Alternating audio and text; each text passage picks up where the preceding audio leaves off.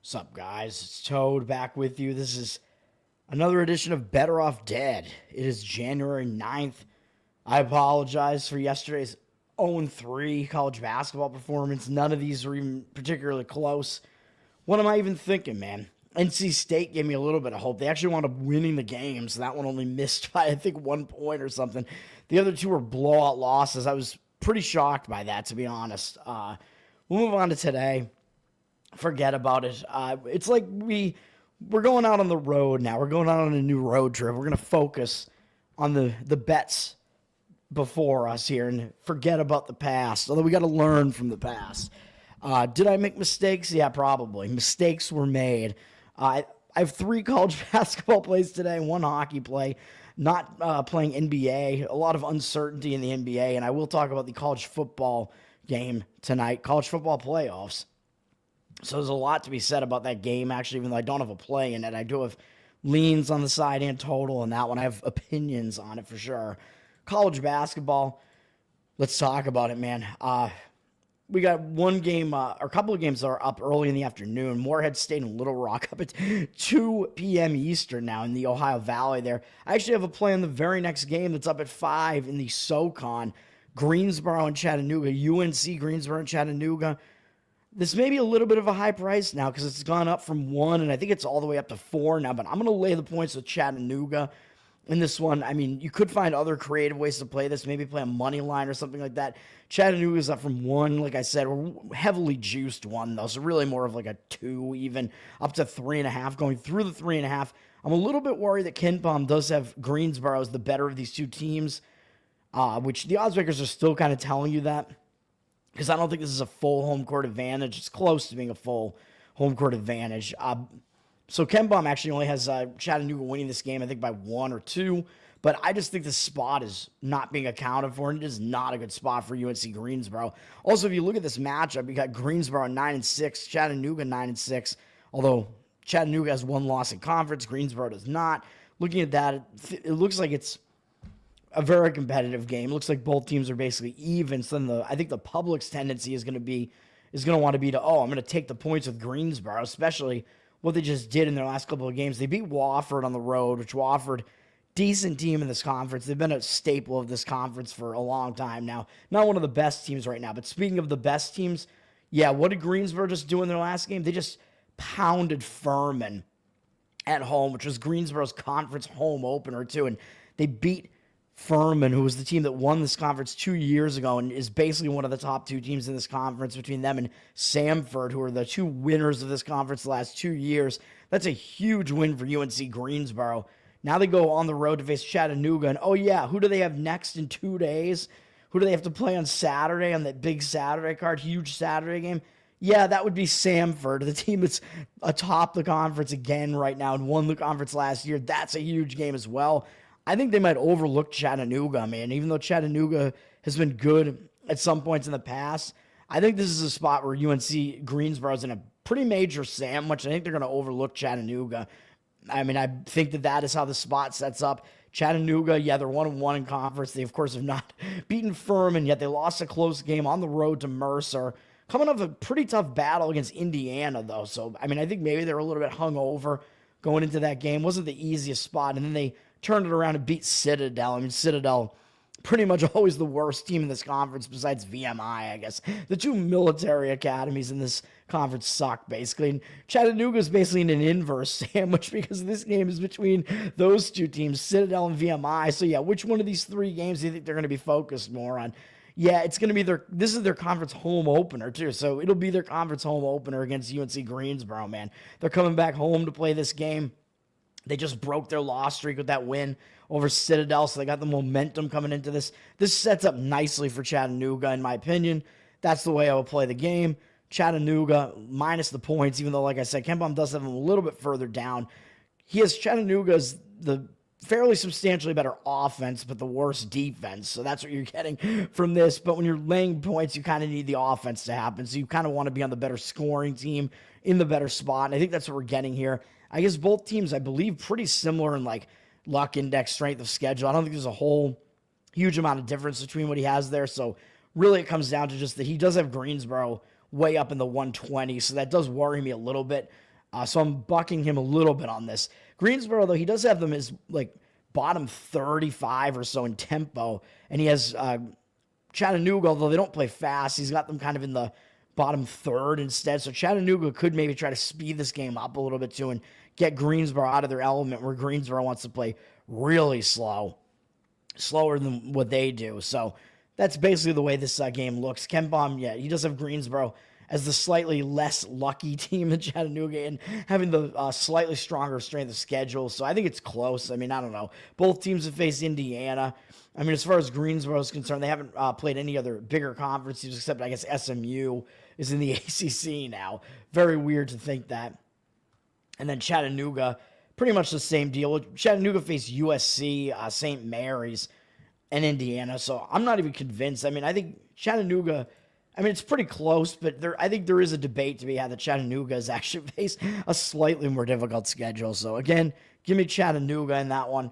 So that caught my eye right away. I'm going through these. And then the next game up, number 15, Oregon at Ohio State. Both of these games caught my eye. I'm like, holy crap, how many games am I going to play today? But then I held myself back after these two plays. I'm playing these two games, then I only have one other play after I almost wanted to play two other games, which I'll throw those out there too. But Ohio State -3 is going to be the play in this one. This is a situation where you got it's one of those situations, man. Again, a ranked road underdog against an unranked home opponent here. And unranked home favorite, I should say. And, I keep saying that a lot of times that gets you the money. Villanova became one of those last night, by the way. They had moved to the favorite by the time that game went off. I thought UConn was going to bounce back from that lackluster effort against Providence, and really it just became a situation where both teams played tough, and Villanova came out on top after UConn crazily missed 2 free throws where they could have won the game at the end of it, although it was a pretty bad foul call, though. UConn getting the good calls, but Caravan or whatever, good free throw, should have missed both, which is just insane, and that's how UConn lost the game. Anyway, as I said, it's been a pretty decent moneymaker, laying points with small, with really any size, unranked home favorites or unranked favorites in general. I mentioned there was a road unranked favorite against a ranked home underdog the other day with Arizona. They won that game easily in that spot on the road as an unranked road favorite. I believe that was at Cincinnati? I don't even remember. Whatever the hell, or West Virginia maybe, whatever it was. Anyway, back to this though. Oregon, the public's going to look at this and see Oregon is getting points. They're the ranked team. They have the better record. They're only going to want to come in and take Oregon here, man. And this is also the battle. This is the Rose Bowl, man. This is Rose Bowl college basketball edition. So does that mean Oregon is going to have extra motivation to try to win this for their fallen football comrades here? I don't really think that's going to be a factor here. I just think both teams are going to want to win this game. But the issue with Oregon is this is not an easy spot for Oregon, man. I mean, they're new to the Big Ten, and they just started their Big Ten play with a couple of nice home wins. One home win against Maryland and a home loss to Illinois before that. So Illinois not even fazed by having to go out to Eugene, Oregon. And Oregon did actually play USC earlier, but they're a familiar foe, even though they're both weirdly in the Big Ten now. That was a familiar venue for Oregon to go to. So now, though, Oregon, after those games against Illinois and a nice win over Maryland, pretty decent team right now. After doing that, yeah, what are they doing? They have to go out on the road to face Ohio State, which it's not like you're going to lack focus in a spot like this, but I think this is a difficult spot, man. Oregon, not used to, in the middle of conference play, having to go out to Columbus, Ohio, to the Midwest. It's one of these weird new travel spots with these teams that are not used to it. Oregon, they've not played a true road game out of the Pacific time zone this season. They've only played at Oregon State, at USC, and I think that's it. So this is only their third true road game of the season. It's the first one outside of the Pacific time zone. Looks like a very difficult spot to me for Oregon in this one, man. I don't think you're really going to have a letdown when you're facing Ohio State, but Ohio State, I think, continues to fly a little bit under the radar. Ohio State bounced back nicely, kind of, after they had a pretty tough game against Michigan State. Ohio State's been playing pretty well, man. I mean, they got blasted by Auburn, but Auburn's one of the best teams in the country. They played fairly competitively against A&M, Texas A&M, pretty good game there. So Ohio State, I think, has actually faced an even tougher schedule than Oregon, even though both teams have faced tough schedules. beat Kentucky, some pretty nice games in here for them. Beating Texas, although Texas may be a little bit down. Texas A&M, by the way, I forgot to mention last night, they lost their best player to injury going into that game. So it was an injured player theory spot for Texas A&M yesterday. In addition to that, kind of hangover spot for Oklahoma, and Texas A&M did get it done. Ohio State, I faded them in the last game because I thought it was a tough spot coming off that Michigan State game, going on the road to face Minnesota, or they might overlook Minnesota, and they had Oregon up next. I thought it was a sandwich spot. Minnesota did basically everything they could to try to blow that for me. I had them plus 5.5 and a little bit on the money line. Probably should have cashed both, but they did at least get out of there with the cover. So Ohio State, even though that was a double overtime game, so Ohio State, maybe they're a little bit extra tired from going to double overtime, but on the other hand, they almost lost to an inferior opponent, man. So I think they were looking ahead to this. I think it's going to refocus them. I think the spot is worse for Oregon. It's a bad travel spot for them. I will lay the points with Ohio State in this one. And as I was alluding to here, Ken Pom has both of these teams pretty close in ranking. He has Oregon slightly higher than Ohio State, 26 versus 30. He's got Oregon. I mean, basically, almost everything you look at is almost the same. They play a similar, mid-tempo game. They're both pretty good on both sides of the ball. They're very close to even in almost everything, and very close in strength of schedule as well. And luck index, though, Oregon has been the much luckier team over Ohio State at 28th in luck. So there is that one. That's really the one differential there. So interesting. I will lay Ohio State -3 in that one. Purdue is at Rutgers, and I know this is one of those lines that looks a little bit crazy. By the way, Ohio State, 56% of tickets, 96% of the cash on them. So it does look like some of the actual money coming in on the Ohio State side. I would expect the public to be coming in mostly on the Oregon side. I expect them to be on Purdue in this game against Rutgers. Purdue down from 4-2 with juice, although I think it went down to 1.5, and now it's going back up a little bit. But it looks like 67% of tickets on Rutgers and 53% of the cash on Purdue. I think Rutgers still is being overvalued in the marketplace, man. I don't think Rutgers is that good, even though the line almost looks suspicious. It almost looks too easy to take Purdue here, but I don't really see that much of a reason to take Rutgers here. I mean, they are coming off a couple losses, so they're going to want to get a win, of course, against a good conference opponent coming into their place. But Purdue is obviously used to playing at Rutgers, who've been in the Big Ten for a while. Purdue's only coming off a couple easy wins, really, over Minnesota and Northwestern. So they're just kind of continuing that. They don't really have any huge games coming up. So really, it's not really a spot that I consider to be a fade spot for Purdue. So again, yeah, I mean, I'm just going to stay away from that one. It does look like a suspicious line, but I mean, that alone isn't enough to get me to jump on that. Washington is at Michigan State, number 16 now, Michigan State. Michigan State's laying a lot of points in this game. Oddsmakers telling you Michigan State is the better team significantly, and I agree, and I would probably lay the points as well if I was going to play this. They're up from 13.5 to 14 with juice, 52% of the cash on them. Looks like 50% of tickets evenly split. I think if the public looks at this game, they're going to see, these teams both have decent records. Looks like probably too many points, and it looks like maybe there's value taking the points on a pretty decent record Washington team. But Michigan State, you know what they do with Tom Izzo, man. They stack their early season schedule with difficult opponents. They played UNC, Memphis, Kansas. They always play a bunch of big opponents early on. They were coming off a big win at Ohio State, though, so that would kind of keep me off of it a little bit, give me a little bit of hesitation, but I think this is worse for Washington.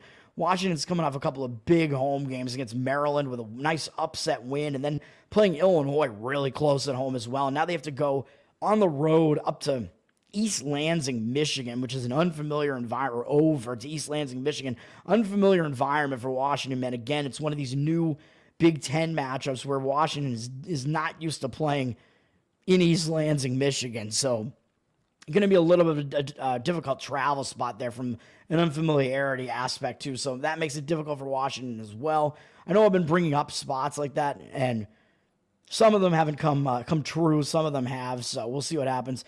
Arkansas State, South Alabama, I will just say, is a pretty good matchup between two of the teams close to the top of the Sun Belt, so something to keep an eye on there. Grand Canyon, Utah Valley, both teams that are kind of atop the WAC.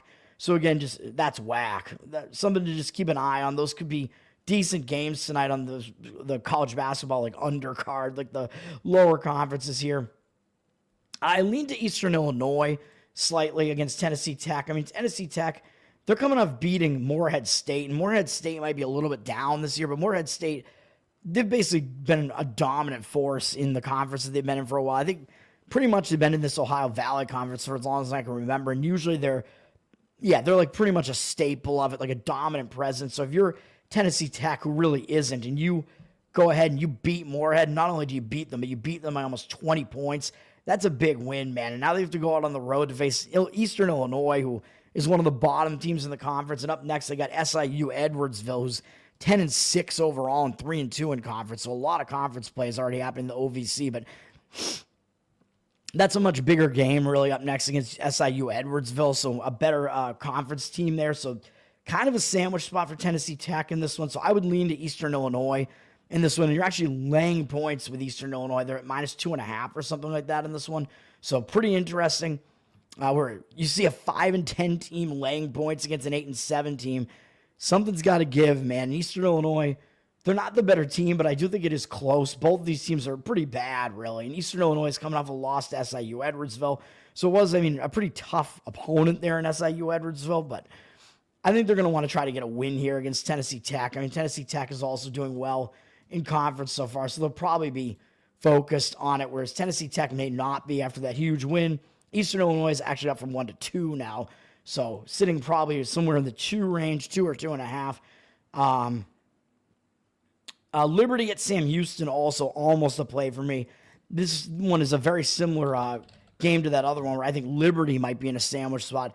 They're a favorite on the road, down from 4 to 3.5, so they are definitely the better team, but I think Sam Houston is better than the record indicates. They face a pretty difficult schedule. Both teams, I think, have faced a fairly decently strong schedule, but I think Sam Houston is being overlooked, man. I think their record is kind of undervaluing them a little bit. And Liberty actually, looking at it, their schedule actually hasn't been that tough. Kansas State was one of the biggest big conference teams they played, and yeah, they won, but Kansas State is way down this year. McNeese is a good win, but they're still a smaller conference team. Liberty's coming off a couple of pretty big games in conference, man, with Western Kentucky, who's one of the better teams in Conference USA, losing by 1 to them, and then beating Middle Tennessee only by a few points. So those teams are both pretty good in this conference. You'll see them probably move up the scales in the conference again. Those two teams, definitely some of the better teams in the conference. Now they have to go on the road to face Sam Houston, and they haven't been on the road for a long time, not since early season against Charleston. So Liberty, or even that, I think was a neutral site game. So Liberty really has not had many true road games at all. So they have to go out on the road to face Sam Houston. Up next, they got Louisiana Tech, UTEP, and New Mexico State all in a row, and those teams are all actually better as well, even though I know La Tech is 0-2 in conference, but they're 11-4 overall, and they're one of the top teams in this conference, in my opinion, as well. So I think you're going to see them kind of move up towards the top of this conference as well. So those are all pretty big games, man. So it's a spot. Sam Houston sitting literally at the bottom, and Sam Houston, they're not that bad a team, man. They lost to Nevada, Baylor, Indiana. They face a difficult schedule, Pitt, and then starting conference play, they actually play pretty competitively on the road in 2 games against New Mexico State and UTEP. Not easy teams, man. Those two teams are sitting atop the conference standings right now. Those are both pretty good teams. Sam Houston played pretty well against them both on the road, and now Sam Houston has their first conference home game. I think they're going to show up for it. And Liberty, yeah, their motivation might be a little bit in question in this game as it's surrounded by bigger games for them. So I would look to take the points with Sam Houston in that one. And again, I think they're maybe a little bit undervalued in that one. I think Sam Houston, yeah, I think that they're better than the record would indicate. And then UC Irvine and Cal State Northridge, that's a pretty nice Big West matchup. Another one to kind of keep an eye on there. The other game that I'm playing, though, is Santa Clara -5.5. I think people are going to look at this. This is at home against Oregon State. People are going to look at this and think, well, wait a minute. Oregon State, we know them. They were in the Pac-12, so they still have kind of the air of a bigger conference team, even though they're now in the same conference as Santa Clara, the West Coast Conference. But still, they have that Pac-12 name behind them. They're 12-4 overall. Santa Clara's only 10-6. So it's like, wait a minute. What gives? Santa Clara's the smaller conference team, basically. They're laying 5.5 with the worst record, too. I think the public's going to look at this and think that looks weird and think that there's value taking the points, and I disagree, obviously. Santa Clara is actually up from 5 through the 6 now, so I would say if you want to lay the points, it's going to have to be before it hits 7 at the very least. Although I think Ken Palm probably only has this line around 5 or so. Oregon State, they have not faced a very difficult schedule, in my opinion. I mean, they played pretty competitively against Oregon, so that was a nice performance from them. But, I mean, losing to North Texas, not great. They beat UC Irvine. I mean, they're one of the best Big West teams, but it is still the Big West. And then they lost to Nebraska, which I think was in that Hawaii tournament, if I'm not mistaken, in the final for it.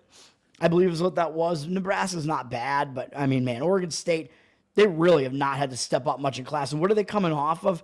They just hammered San Diego, the Toreros, and I won on that game. I laid the points with Oregon State in that game, and that was because San Diego, who are they coming off playing? Oh, yeah, they were coming off playing Santa Clara to within 1 point. So they played Santa Clara really competitively, and I think that puts San Diego in a very bad spot coming off of that. They put in a huge performance. They had to go out on the road to an unfamiliar Oregon State team who is new to the conference. That was an unfamiliar road venue, and they had Gonzaga up next. And they actually played pretty well against Gonzaga, given the circumstances too, but they got housed by Oregon State. It was a bad spot, so I think that's partially why Oregon State absolutely wrecked them. It was really a nice spot to play San Diego. And Santa Clara, on the other hand, Santa Clara, that game against San Diego, they were coming off a really tough game against San Francisco, man. So that explains why they didn't play well. Second straight road game against San Diego. They were a 13.5-point road favorite, by the way. And Oregon State was only 15.5 at home. So that tells you something, too. Santa Clara laying 13.5 on the road tells you they'd probably be about 17 or so on a neutral. Or Oregon State, it tells you they'd only be, if you take away home advantage, they'd only be like 11.5 maybe or so on a neutral. So that's telling you Santa Clara is about 6 or so points better on a neutral. If you just base it on the two lines in those recent games, and not much has changed since those recent games. So that would mean Santa Clara should actually be like a 9-point favorite in this game or something. I mean that would be going too far, but I mean that's not accurate. But still, I mean I think 5 or 6. I mean I think you're laying the right price on Santa Clara, in my opinion, in this one. Again, Santa Clara, because they didn't play well against San Diego, I think they were looking ahead to this game. They had just come off a big game against San Francisco. I know they have another big game next against San Francisco, but I don't think they're going to overlook Oregon State, who has a really good record as well, is a conference newcomer, has that Pac-12 name behind them. I think Santa Clara is going to show up, and they're going to be refocused because they almost lost to San Diego and didn't play well. So that's how all that shapes up. And I think the public is also going to look at these recent results. Well, wait a minute. Oregon State beat San Diego by like 30, whatever, almost 30 points or something, and Santa Clara almost lost to them, even though I know it was on the road and Oregon State was at home. That's going to make it look like the public wants to take the points with Oregon State in this one, too, because Oregon State was so much better against San Diego. Well, then Oregon State must be the better team, right? Well, the odds makers are telling you they're not. They're telling you that Santa Clara is the better team, and not only the better team, but enough so that they're laying more points at home. What we have here is where's Santa Clara at? They're at 74th. Oregon State, slightly lower at 76. So Ken Palm has them pretty close. But he's got Santa Clara with the better offense. Oregon State, the better defense. But again, you're laying points, so you kind of want the better offense here. Both teams very similar in tempo. But he's got, he does have Oregon State as the less lucky team. So that worries me a little bit. Fairly significant in the luck factor, but Santa Clara also has faced a significantly more difficult schedule. It's 72nd in the country, and Oregon State at 263rd, which I was just kind of alluding to. So Santa Clara is the final of those 3 college basketball plays there, minus 5.5. All right, let's go over to NHL, where I do have one play in the NHL. Pretty big card today, and I don't know if there's that much that I think is totally worth discussing over here in the NHL, but we do have a few interesting games, I guess. I mean, Buffalo just beat Washington, which I think was in overtime, too. So they're coming off a pretty big win, and they're not a very good team. Shootout, actually. So they could be in a little bit of a letdown spot, although they at least have a little bit of rest. So I don't exactly want to play the over in this game. And it looks like it is kind of ticking maybe towards the over, because I do think both teams are in bad spots. Ottawa's returning home from a road trip. a fairly long road trip. I mean, Christmas break was in there, but still, they've been on the road since December 28th and had a bad road trip. But even if it's a bad road trip, when you return home, as I say, it's always a distracted spot when you've been away for so long. Like, you have to get back to family life, and that becomes a distraction. And playing Buffalo, I don't think is really anything that's going to get you out of that distraction because they're not very good. So it's a bad spot for both teams. So I could see potentially looking to the over in this game, but with Buffalo being a little bit more rested, I'm not quite sure that I would want to do that. So I'll stay away from that. New Jersey is at New York, which would be a good game if the Rangers weren't playing like shit this season. New Jersey went on a slide, but they were able to break their loss streak. New Jersey down from -180 to -170. Big road favorite. 83% of tickets, 94% of the cash on them. They finally broke their loss streak. They'd lost to a couple of bad teams and a couple of good teams in there and finally won against Seattle. But now they're coming back to the East Coast, so the travel spot, I wouldn't say is exactly that great. And when you're coming back, you're in New Jersey, you're coming back to New York like this, you might start like treating it like a return home type of thing where you might have, like these guys might have already returned home because it's New Jersey, New York. They're basically back home at this point. So it could be a little bit of a weird spot where it's, even though it's technically a road game, it is kind of a return home spot. So maybe not the best spot for them. They do have Tampa and Florida up next, which they may actually, weird to say it, they may actually overlook the Rangers. And they did just beat them 5-0 in New Jersey on December 23rd. So that is possible. And the Rangers, they're coming off a tough game too, though. I mean, they've played a couple of competitive games recently, and that game, losing in overtime to Dallas, it's not exactly a situation where I would want to play on the Rangers side in this one either. So again, I will stay off of it. I mean, maybe an over would make sense in this one too, because you're going to have somewhat distracted teams, but I mean, you kind of want like focused but tired teams to go with the over, so I don't know. I haven't done one of my hockey overs for a while, but 67% of tickets on the under and 50% of the cash on the over, it looks like in that one. Who knows, man? What else is on tap here? Well, let's just go to my actual play because it's up near the top. My Boston Bruins, it's why I'm wearing my hat. I'm going to play the Bruins in this spot. Even though they've been an ugly team, it doesn't look good. The line has gone up a little bit on Tampa from -155 to -163. You can get Boston at a decent underdog price around +140 on the money line. I just think this is a fade spot that Tampa is in here. Tampa's been playing pretty well, and they're coming off a win over the Carolina Hurricanes, which I know broke a pretty ugly loss streak for them. That was a return home spot for them. So usually you expect teams to not do as well in a return home spot, but they did well. I mean, it was a team that would at least be focused on in the Carolina Hurricanes, one of the better teams in the conference there.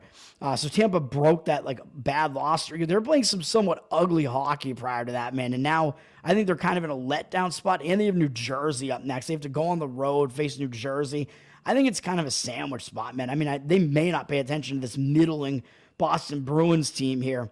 After beating Carolina and having New Jersey up next, those are two pretty significant opponents there, even though I think Boston is a divisional opponent at the very least, but still.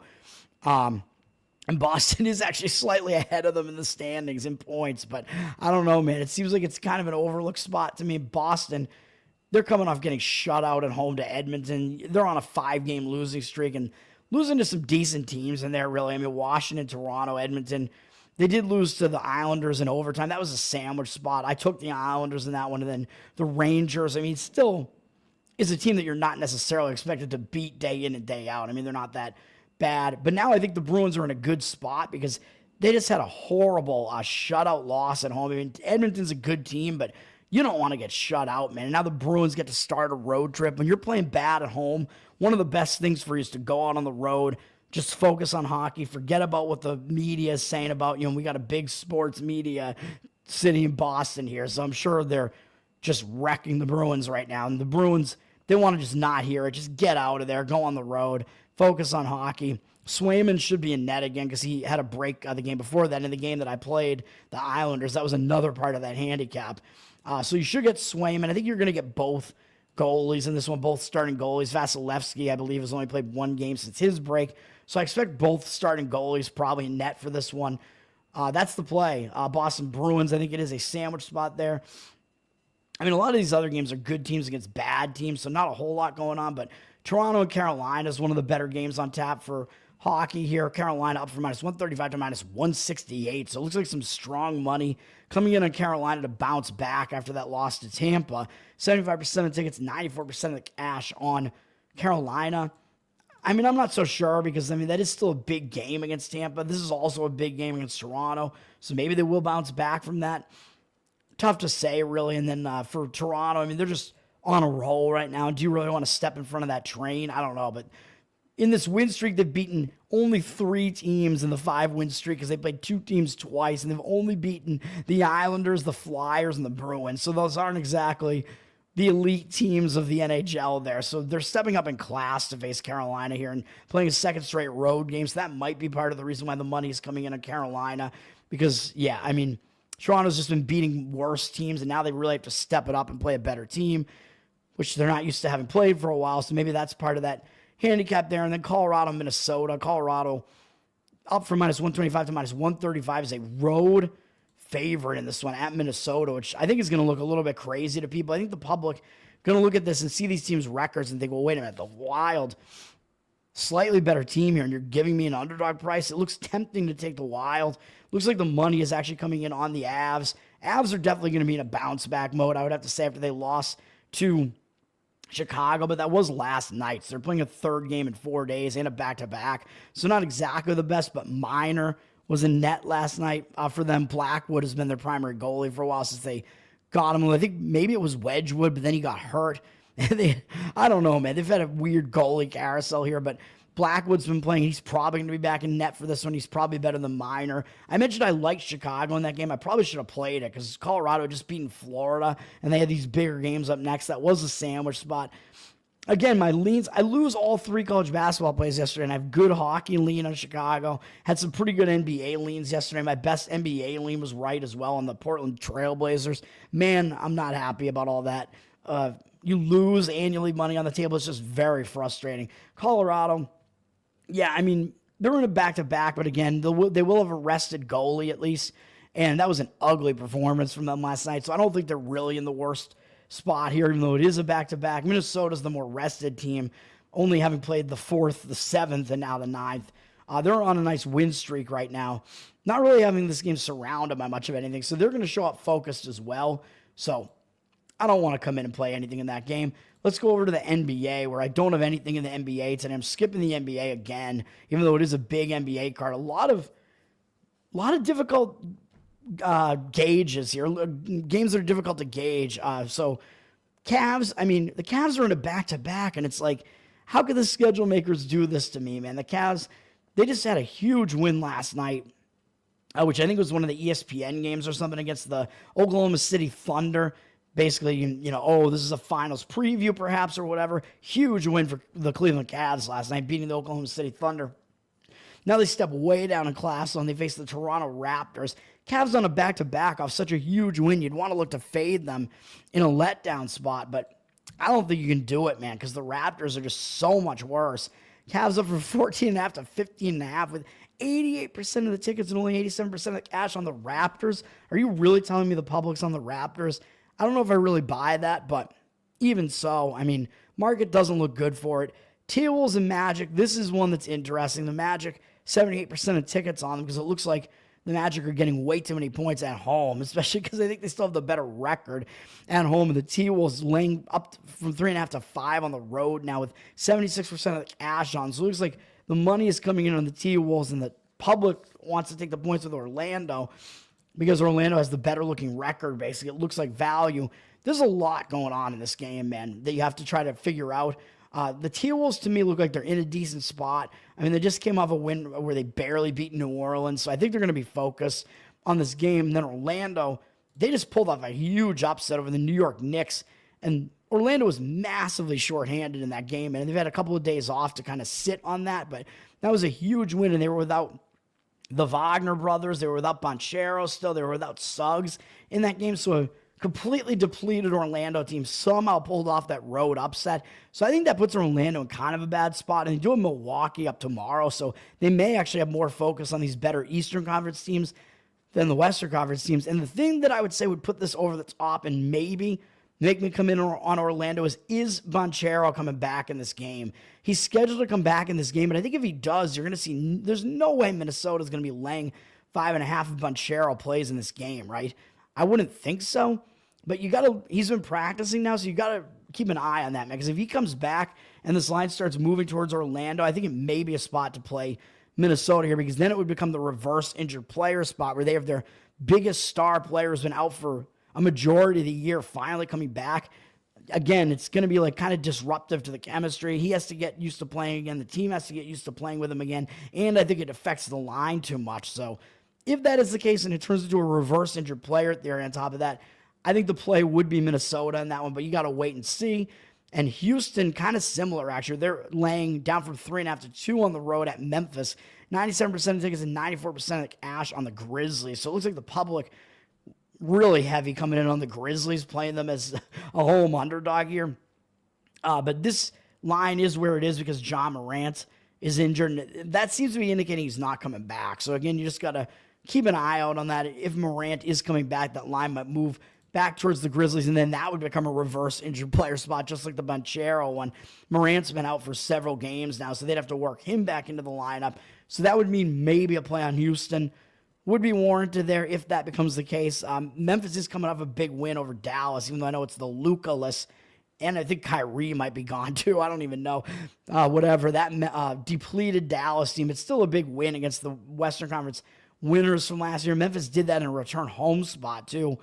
They got Minnesota up next. I don't know if they're necessarily going to overlook Houston, though, because Houston also has been playing well this season. But Houston coming off a win over Washington, which that doesn't matter at all. I mean, I think they just are going to continue momentum coming into this. I think they are in the somewhat better spot here. And when they played against Memphis, they did actually win their other game against Memphis at home. But Memphis might remember that and maybe be a little bit angry, losing by 20 at Houston. But still, I mean, Houston may actually still be the slightly better team of the two. I don't even know. Houston, not a terrible team, really, at the very least, I would say. And then, again, Miami, you got to keep an eye on the Butler situation. There's a lot going on. He's suspended right now. Miami's laying a decent amount of points on the road, -5.5. And they're coming off crushing the Golden State Warriors without Jimmy Butler there. So Miami could be in a bad spot. Off of that, going into elevation, it's a third straight road game, 3 games in 4 days. I would like it better if they had another bigger game up next, which they don't, but 2 overtimes against Sacramento. And, I mean, yeah, and then they just crushed Golden State. The problem I have with this, though, is that before going on the road, they lost at home by 36 to this Utah team. So they might have a little bit of quick revenge on their mind there. So that's like one of the hesitations that I would have. That plus there's no big game up next for Miami, and Utah just played pretty well against Atlanta, although it wasn't a return home spot and they lost. So I think you'll probably see a focused effort out of them again, but again, hard to gauge. I'm not going to come in and play it, and let's talk about the Orange Bowl before I get out of here, man. College football semifinals are happening.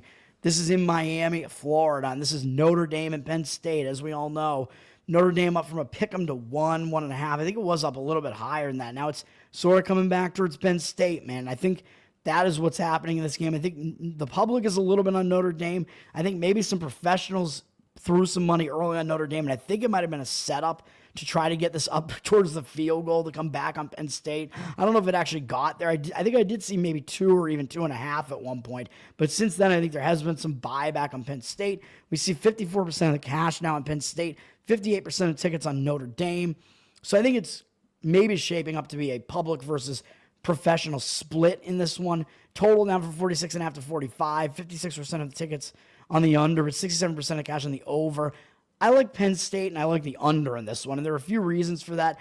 I mean, I know everybody's shitting on James Franklin. He can't win the big game, whatever, but he wins big games if they're against inferior opponents, and this is a line that's telling you that these opponents are close to even, so that kind of throws that out. Like, well, what does James Franklin do when they're even? I don't know. Because he bullies bad teams and he loses to teams that are better than him.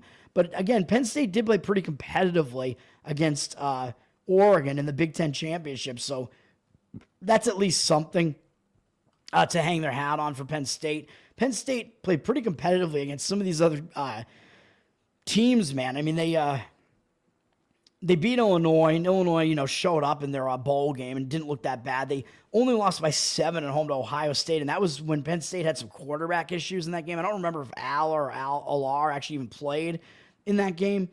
I forget. Penn State did have a pick 6 in the game, though. And Penn State's offense didn't do a whole lot, but still, their defense held up pretty well against a pretty dynamic Ohio State offense. So that looks pretty good. And Penn State crushed Washington. And they only lost to Oregon by 8. And again, they put up a lot of points against Oregon. And they beat UCLA and USC. So down the stretch, not that bad. Penn State faced a more difficult schedule, man. And the USC, that game was close at the very least.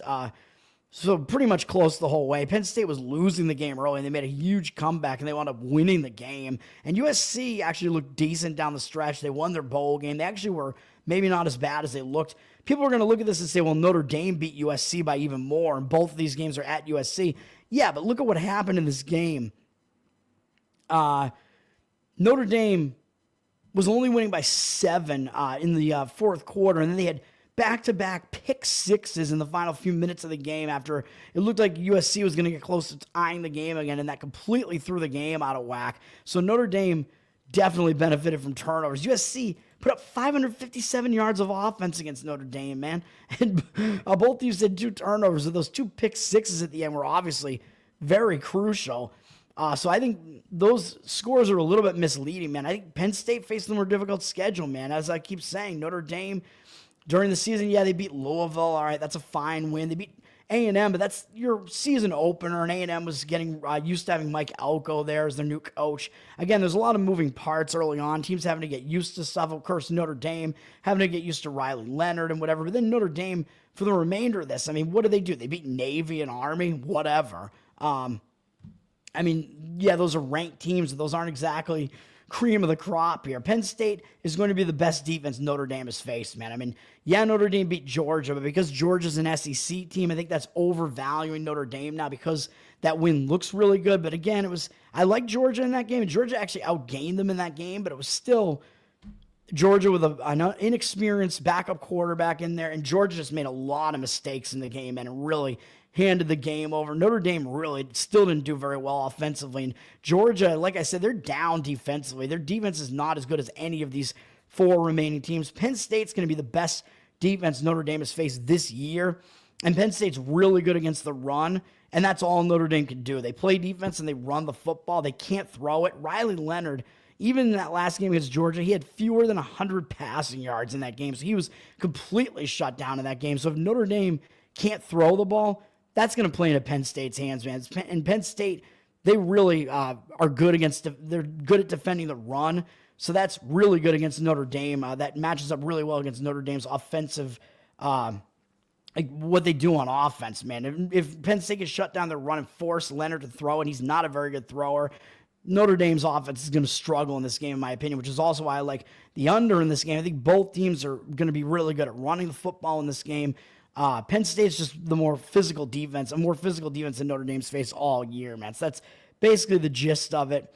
So that's why I like Penn State and the under in this game, and that's pretty much it. And I think that is it. And Penn State also has a way more balanced attack on offense. So that's going to do it, man. For me, Tower Gang Toad, once again, my plays: Chattanooga -3.5, college basketball; Ohio State -3, Santa Clara -5.5, and Boston Bruins in hockey +140. Just out. Thanks for hanging out, man. Catholic priest in Sandusky. I've heard that already. Yeah, it's the Rape Bowl. That is the new name for it. Peace out, everybody. I gotta get out of here. Thanks for hanging out, guys. Thanks, Just Out.